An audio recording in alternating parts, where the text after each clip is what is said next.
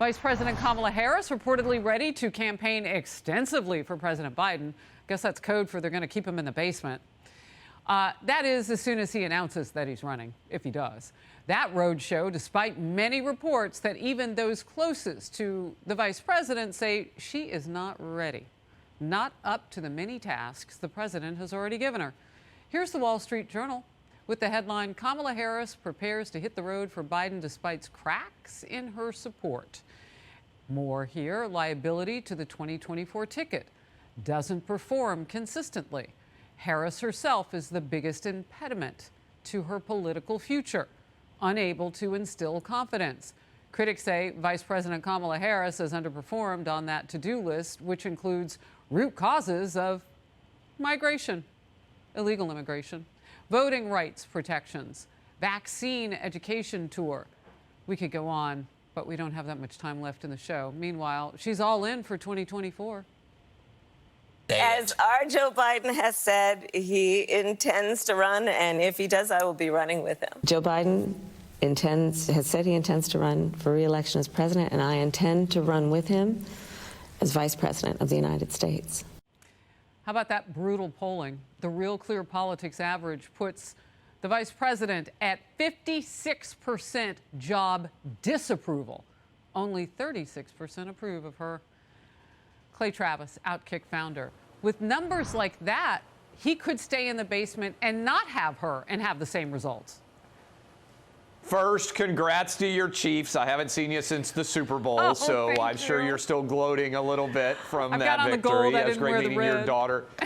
Yes, thank you. It's great to meet your daughter as well. I know you guys had a fabulous time. And to meet your wife. Joe Biden thank you. Kamala as well. He managed to pick the only person, I really do believe this, that could be less popular than him. So if you're going to give Joe Biden credit, the only thing that he has managed to do is he picked the worst vice president, someone so bad that Democrats could say, you know what, Joe, even at 82 years old, even at the disastrous economic climate that you have created, the southern border is a mess, crime is at 21st century highs, even with everything that you touch turning literally to crap, it feels like, in almost every field, we've got to run you because we're terrified of how bad Kamala Harris will get beaten. I mean, I gotta hand it to Kamala. She's the only politician in America who might well be less popular than Joe Biden. And congratulations to Joe Biden on managing to make that pick. Dr. Fauci, D.C. Mayor Muriel Bowser getting an earful from a person who refuses to take the COVID vaccine over concerns that it was rushed to market. The exchange happened back in 2021. Part of a now upcoming documentary. They saved the tape. Here it is. The people in America are not settled with the information that's been given to us right now. So I'm not going to be lining up taking a shot or a vaccination for something that wasn't clear in the first place. If it allows thousands of people like you don't get vaccinated, you're going to let this virus continue to percolate in this country and in this world. Something like the common flu then, right? When you start talking about incentivizing things to get people vaccinated, there's something else going on with that. Oh, my goodness. No wonder we didn't get to see it till now. That documentary is going to be interesting. American Masters. And you say what, Clay? I say, first of all, I love that Dr. Fauci has provided the own receipts of his lies for all of us to dissect. But more importantly, that man, in 2 minutes, I'd encourage everybody to go watch that clip. In 2 minutes, he asked tougher questions of Dr. Fauci than the left-wing media has in 3 years.